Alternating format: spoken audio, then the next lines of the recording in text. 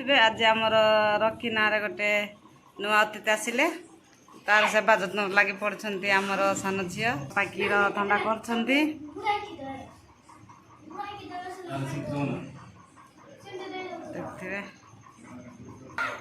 देखुवे आम पुओ झील केते गेल कर दौरान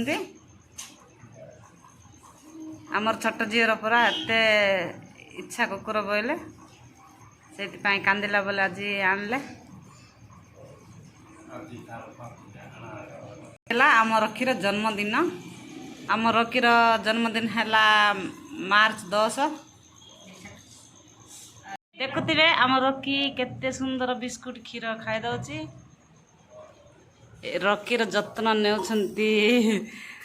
दीपांक बापा